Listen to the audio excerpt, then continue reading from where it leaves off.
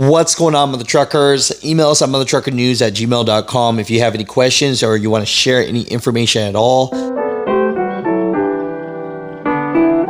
This one has been on my mind. You know, they recently had a hearing put on almost trial of autonomous commercial vehicles, and they're here to present to the committee why self-driving semi-trucks are important for the future of the economy. And what they really are trying to say is that the only reason there is any accidents to do with semi-trucks is because of the human error, and that's the human error of the truck driver. I'm saying this, there are accidents and sometimes that can happen, but we can't always blame the truck driver. How many situations have we shown on the show that it was a four-wheeler, sometimes losing control, going across a median to crash into a truck driver, if you know what I mean? Must thoughtfully address the emerging opportunities and risks.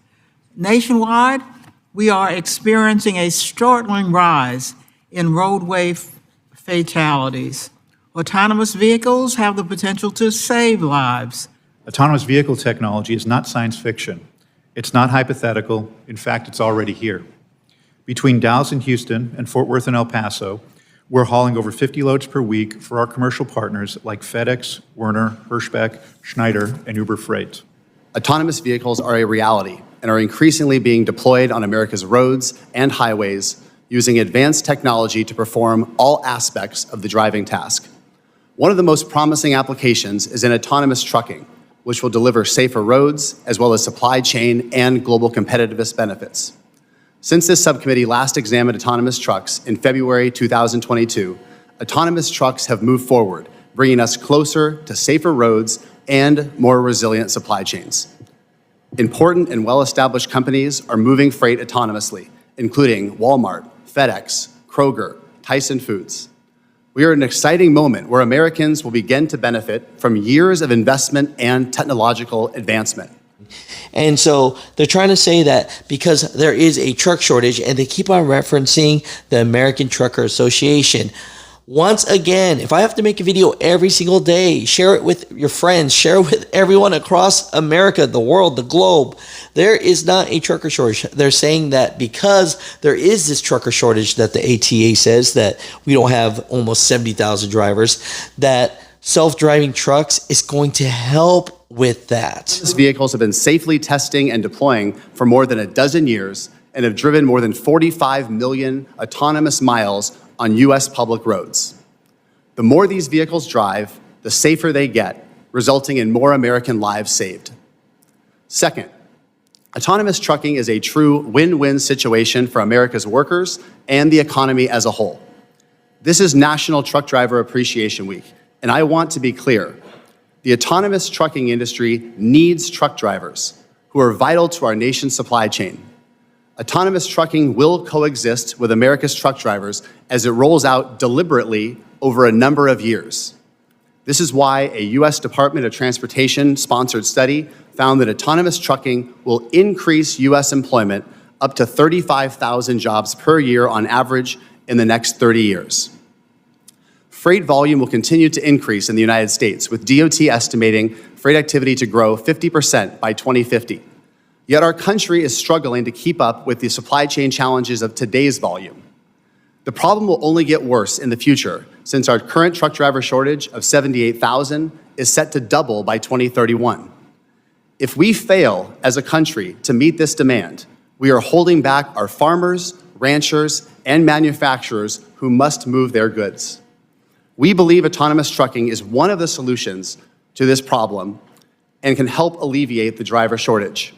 You know, and they had this hearing during Trucker Appreciation Week, and they're trying to say that this is going to be a good thing and it's going to provide jobs. And when you hear this, it's not providing truck driver jobs, it's providing mechanic jobs and maintenance jobs, but not trucking jobs. You know, they believe that, you know, they're doing something really great here, and a politician for Texas agrees with them, agrees that in Texas they are proud that they are testing self-driving trucks. Well, thank you, Mr. Chairman, and thanks to our witnesses for being here.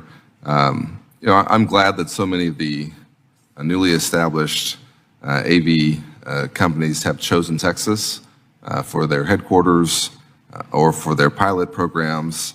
In addition to being a member of Congress, I'm a father of a 4- and a 2-year-old, and so, Ms. Chase, I appreciated your testimony today, and to me, this conversation has to be centered around safety, because if you drive around Dallas or any of our big cities in Texas, you're going to get on the highway, and I've got 2 car seats in the back seat of my car, and the last thing I want is a big truck that is, for whatever reason, whether it's human error or through technological error, going to create a really dangerous situation.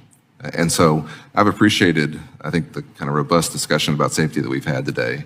And I think that it's clear to me that y'all are taking it very seriously. I think I'm on the aviation subcommittee as well, and we have American Airlines and Southwest Airlines in my area, and I can tell you, I think your standard will not be much different from theirs in terms of there's going to be a very low acceptance of any kind of automated, risks here. Just like in the aviation space, where one accident has much more ripple effects throughout the entire industry. And I'm also the co-chair of the Supply Chain Caucus, which we refounded. And I'm glad to hear that Aurora is already testing freight loads along the I-45 route between Dallas and Houston. This is a vital corridor for our state, and the efficiency is something that I think is really important when we talk about this. And so, Mr. Emerson, I was wondering if you could just speak about any lessons that Aurora has learned so far from this route.